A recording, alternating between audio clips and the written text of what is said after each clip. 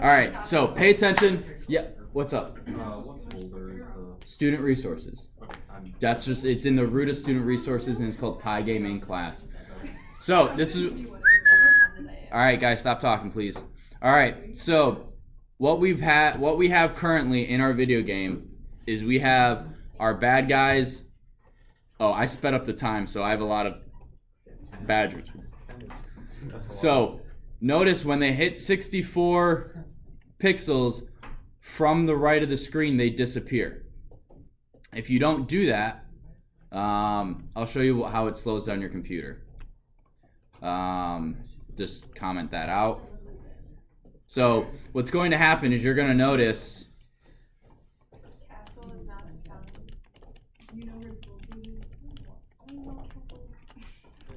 it actually doesn't slow down that bad. The badgers don't stop though. Anyway, so you guys really do want to make sure that you have this. So what we're going to do now is we need to add more to our badgers. So what we're going to do now is we need to have our health decrease, and we should probably blit the health first so that you guys can see the health go down. So what we're going to do is we're going to, and again, I'm going out of order, so hopefully I don't miss anything. So first thing we're going to do is we need our health bar. So what you guys are going to need to do, did you guys download all of the images? Yeah. Oh, thank God. You should have. Otherwise, they're in the student resources folder under resources. Just copy the resources folder to your desktop. So what we're going to do is we need 2 images loaded. One is going to be of our health bar, and the way our health works is we have a red bar, right? Imagine this filled in, okay? And then we have a black bar that goes around it.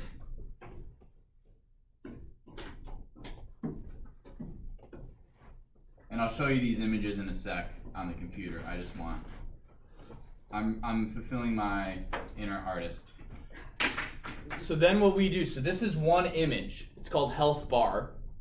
And then we have health, which is one sliver, 1 pixel wide thing of green. And so what we do, our health value that we type in is going to be 194. Anyone guess why it's such a specific number? Yes, so this bar from end to end is 194 pixels. So our health is 194. So every time we get hit, we lose 10. We just lose 10 of these lines. And what we do is we blit our green lines like this to fill up the bar. So as your health goes down, you have red behind it. So I'll show you guys the actual pictures in just a sec. And then what we also have to do is we have to take into account the width of the black line. So in our code, it's going to be health value or something plus 8. That's instead of blitting it, if you don't have that plus 8, it will blit over the black edge. So I'll show you guys that in a sec. So before you guys start coding, just pay attention up here.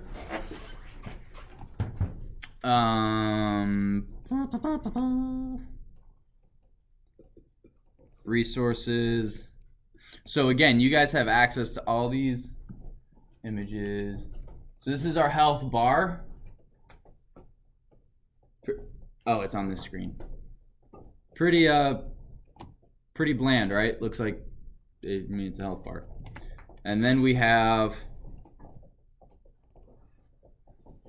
health PNG, which is one line, 1 pixel. That's all the way zoomed in. So we have our green lines go directly over this to fill our health bar. Does that make sense? So it's not dynamic, like it's not like we have a health bar that is like whatever. I'm just gonna stop there. But does that make sense conceptually? Yeah. Are there any questions on that? All right. So what we're going to do real quick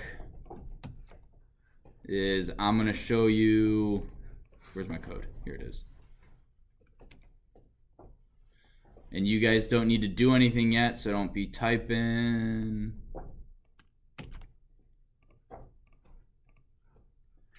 For Badgers, here it is. So again, when we blit it, oh, I forgot one thing.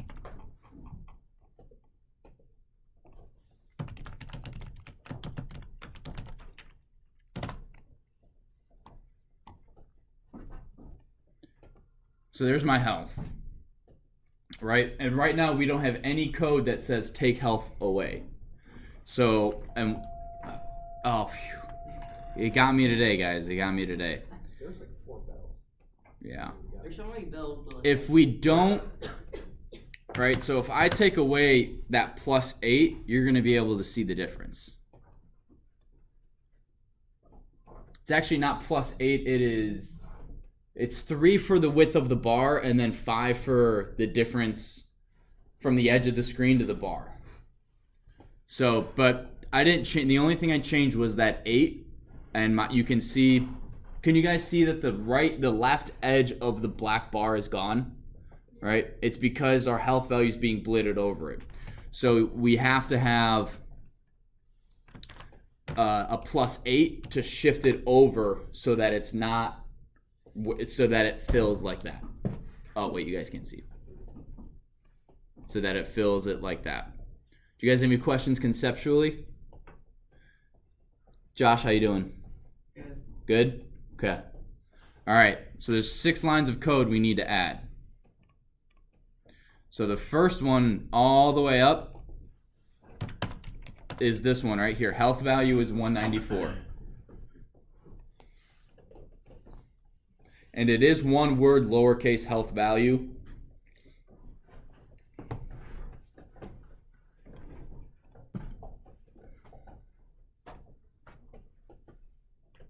And then once you have that, you guys need to add the health bar and the health images. Again, take the bad guy image, copy and then paste it twice. Change the variables to health bar and health. And then the PNGs are the same as the variable names. All right. So again, I would just copy and paste bad guy image, change the variables from bad guy image to health bar, change the other one to health, and then change the PNG name of the file to health bar and health. And then we've loaded the physical or the visual thing that we're going to be seeing into the code. And then what we need to do is we now need only 3 lines of code. It's pretty cool, only 3 lines to have a dynamic health bar. And by dynamic, I mean it can go down. But then the cool thing is, if you guys know how to take away health, conversely, you guys know how to add health. So what you can do is in your video game, you can have health bars, or I'm sorry, you can have medikits or health power-ups or whatever. And once you run over that, boom, your health goes back up. So it's pretty cool. Do you have a question, Nick? No? Josh? My health bar's not displayed. Yeah, it won't. Yeah, all we've done is load the images. So now we need to blit it. So I'm going to presume you guys are good? Yeah. Okay, so then we're going to scroll all the way down to just after screen.blit bad guy image. Now, indentation for this is key. It only needs to be indented once. Do not match the indentation of screen.blit of the bad guy, because then it'll only appear, it'll get screwy. So we're going to go screen.blit health bar. I'm going to type this up again, screen.blit. Then we're going to have health bar.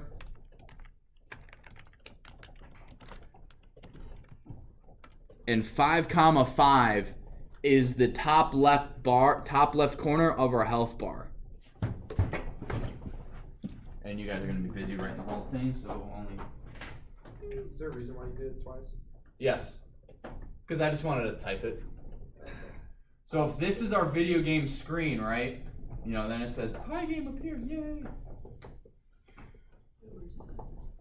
This is, we're blitting right here, this top left corner. 5 pixels in from the top and 5 pixels down. So that right there, that 5, 5 is the location on screen that your health bar will blit. So if you don't want it in the top left, you would change those 2 numbers. Maybe throw those in your comments.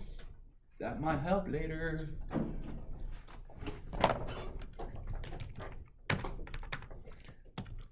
Five is the location of the bar. So then for health 1, this could be anything, but just make it health 1 for now. In range of health value.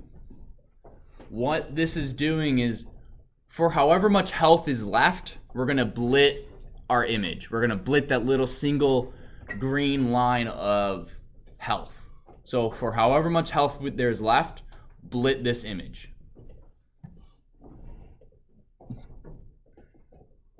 Yes. So is there a way to make like platformers with this? Is there a way to make like multiple like instances loaded? So when you like move this way across the screen, it would load new instances?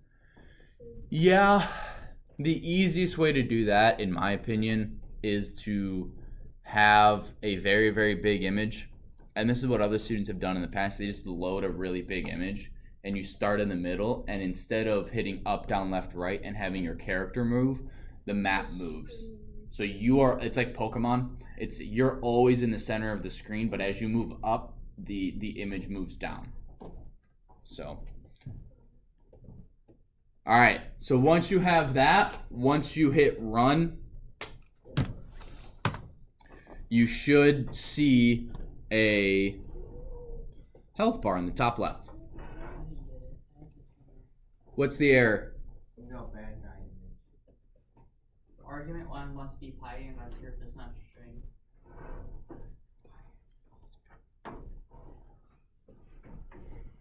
Well, you didn't copy and paste bad guy image correctly, if I had to guess. So health has to equal pygame.image.load, because what it's saying is Yeah, I got the error. the command to blit something has to be an image. You can't blit a string. You have to blit an image.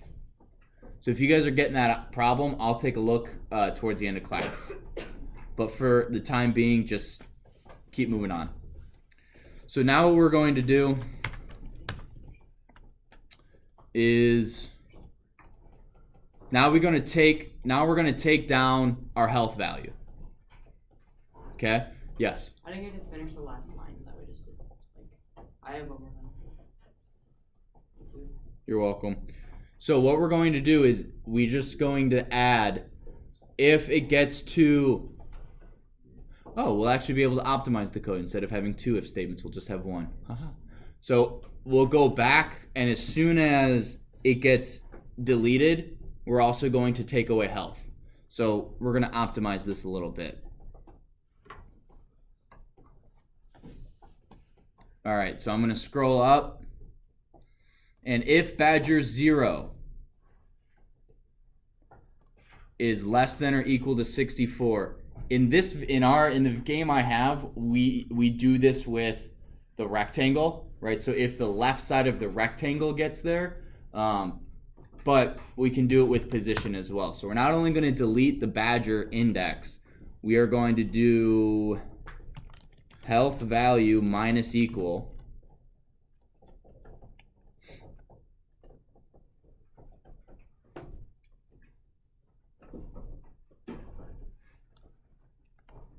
and then we're going to do random.rand int. Did I import random? Yeah. Yeah. Because we used it before. Oh yeah, we used it up here. And this is how much health you're going to lose. So we're going to randomly lose between 5 and 20 health. Random amount of health. Yes. Could you do that like if they chose hard, they'd lose more. Yeah. So again, to make a difficulty level, right? So you have easy, medium, hard. What you do is you just have a bunch of variables, right? So here you would have, instead of losing health value, instead of it being a random number, you would just have it be earlier in the level, earlier in the code. So like up here, spawn rate is 1, and then you would have damage underscore taken is always going to be 20. And then what you do is you take this and you would set this, instead of a random number, you would set this to damage taken. But we're not doing that. That's one way. And then if you just have 6 or 7 variables for movement speed, if you have timers for how quickly bad guys spawn, all that sort of stuff, you can just set those things to variables, and then you can have a difficulty. You can have difficulty settings, which is what a lot of video games do, actually. They don't actually change the AI of the game. They just change how much damage you can get and how much damage you give. So, for example, in Halo, I actually don't know if this is true, but in Halo what they could do is if you get shot in the head with any gun, you just die on hard. But in easy, you could take like 3 sniper shots to the face before you die. All it is the damage taken and the damage received. That's the same thing. Damage given and damage received. So I think that's all you need to do actually for that. So we run it.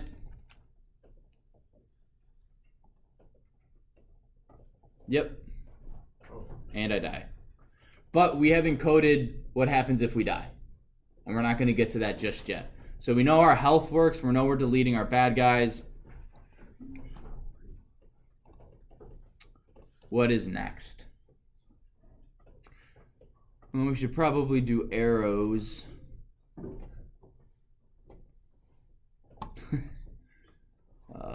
Arrows. That's.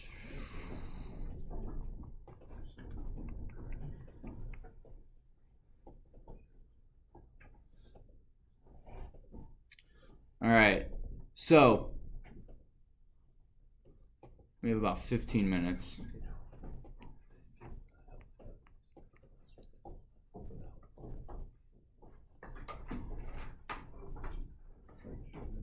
All right, so what we're going to do is we are going to code the code. We're going to write the code that allows us to shoot arrows, but we're not going to get to the point where we actually see arrows, because there's 2 different things we need to code. We need to code what happens when I press X.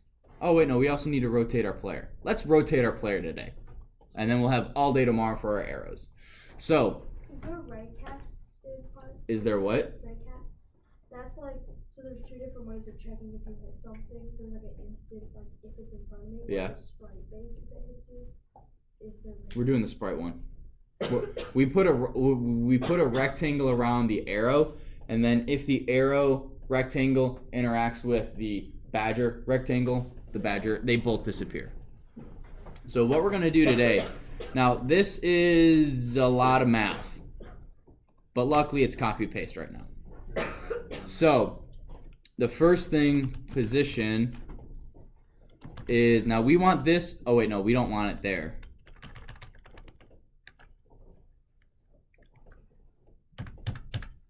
We want this right before blidding our player, because we're actually going to get rid, we're going to rewrite what gets blidded.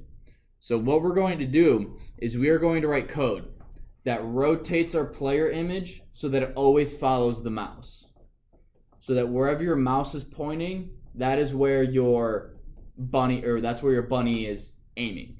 And then what will happen is we'll code, when you click, an arrow shoots out and follows along that path, and then maintains that path.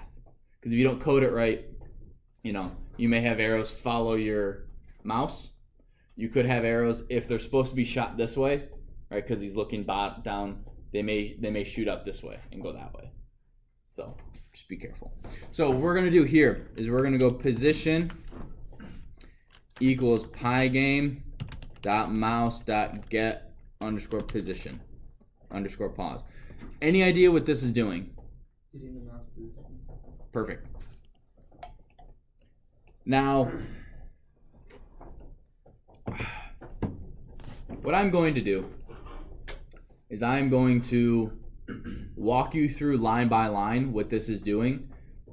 I do not expect you guys to copy. I do not want you guys to follow along coding. I want you guys to pay attention. I want you to take notes or whatever. Once I'm done explaining line by line what this does and section by section, you guys can look online and copy and paste this. Because one, you don't need that much, if you haven't, who knows what arctangent is?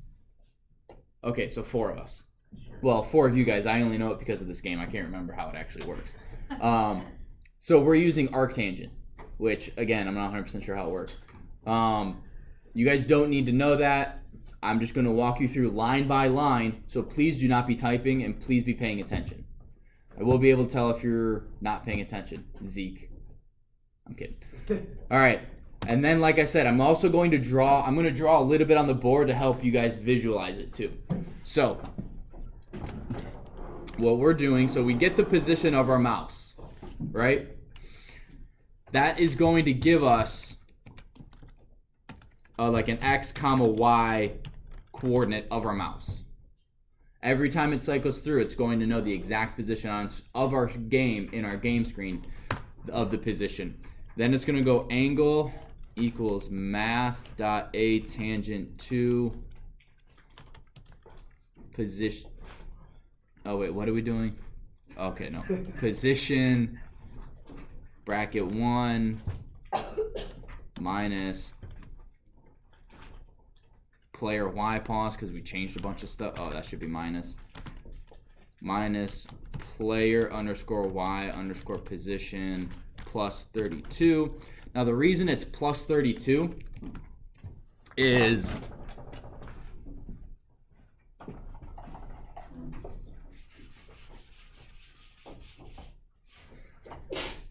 bless you, is our badger, right?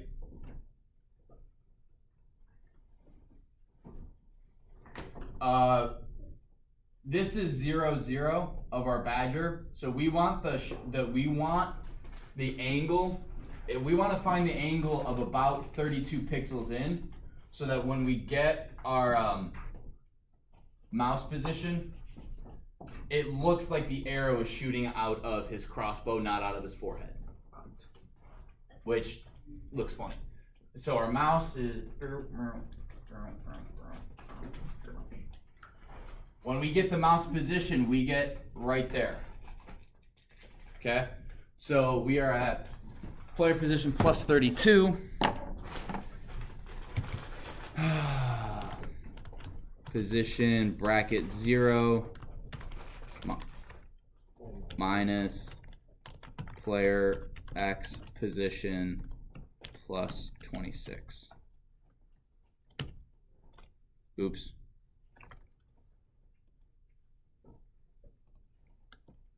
There we go. Okay, so the whole thing is highlighted.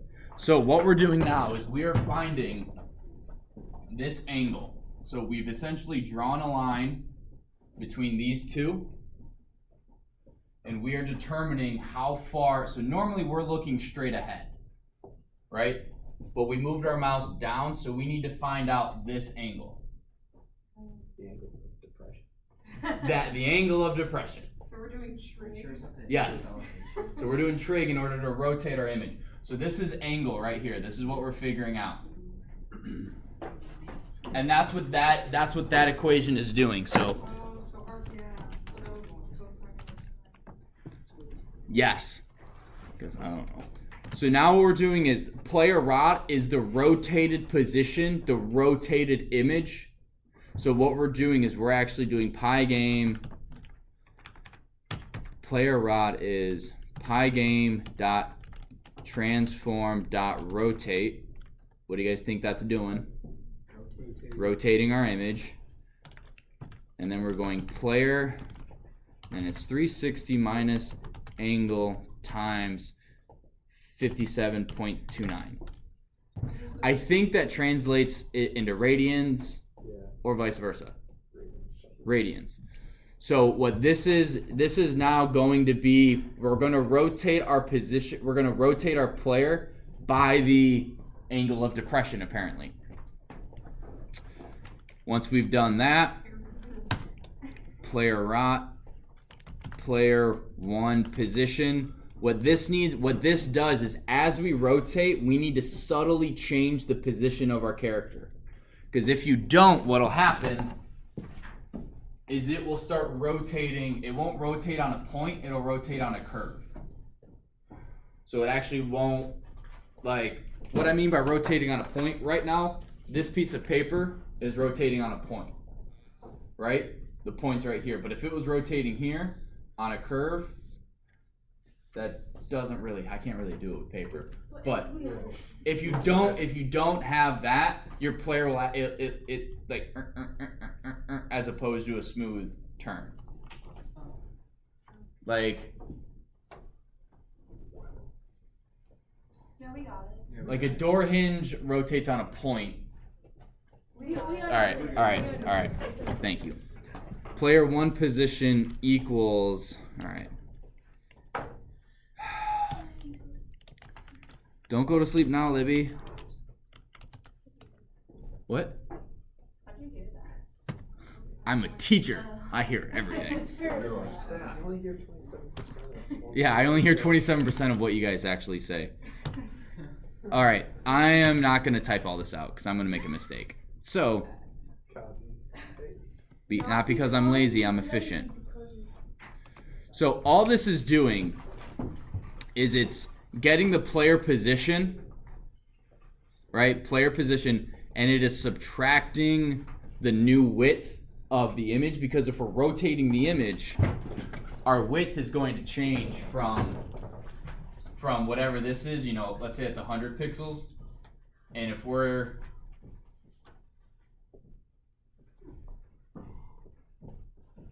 our width is now going to be from here to here, which might be 150 pixels. So what it's doing is it's basically figuring out the difference between those two and preventing us from rotating a bunch of extra pixels. And it's just the same thing with the top and down. After this, screen.blip player rot at player position 1. So then what we're going to do is we get rid of that one. So when we run it, hopefully, if I didn't make a player position 1 is not defined. All right, let's figure this out. Oh, I put player 1 pause. It should be player position 1.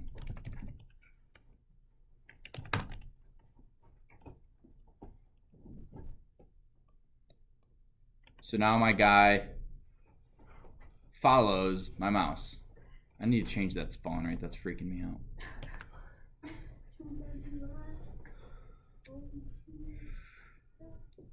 -10. We want -1. So you guys can see the movement of, right, the rotation. Yes? Yeah. All right. Whatever. Now, if we don't, I want to show you guys the difference between why we did all that. So if we don't change the position of the mouse as we spin it, it doesn't look right. But that doesn't help. It doesn't show it. Hang on. If you stick it straight on top of it, like. Hang on. I want.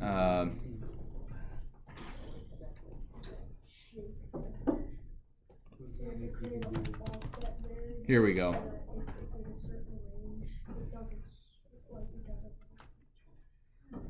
So the top left one here is the correct one. See the one on the right? See how it's all funky moving like he's dancing? Yeah, we don't want a dancing bunny. We want a nice smooth rotation bunny. So that is why you have to do the player rot. All right. So, do you guys have any questions conceptually of what those 1, 2, 3, 4, 5 lines do?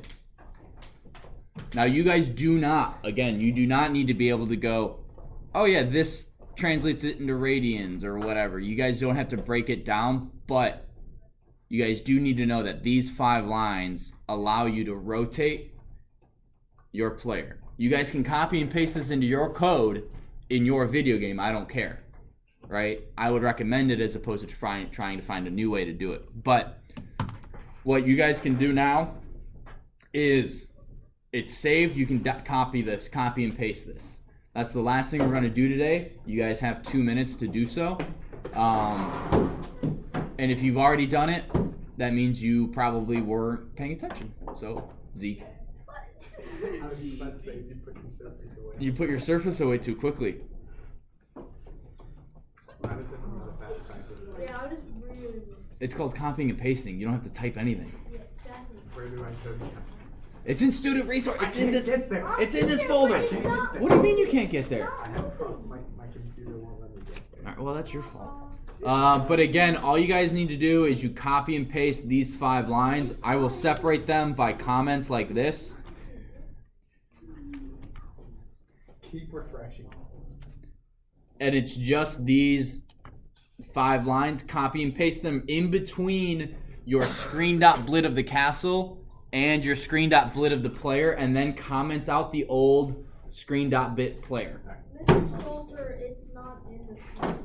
Yes, it is. Micaiah says it is. Well, Did you I just don't post it trust again? McKay because I found it. What's it called? It's How not high? there, Brendan. Yes, it is. Whoa, don't be saying names like that, Zeke. What if I called you names like that? How would you feel? I like about pop. Everything. Don't go pop. No. Really, really good. Anyway, all right, so that's it for today. If you guys have it saved, awesome. You guys will need that for tomorrow, so if your code does not work, you need to come see me. There are a couple of you who had file opening errors. Come see me. I will help you. See you guys tomorrow.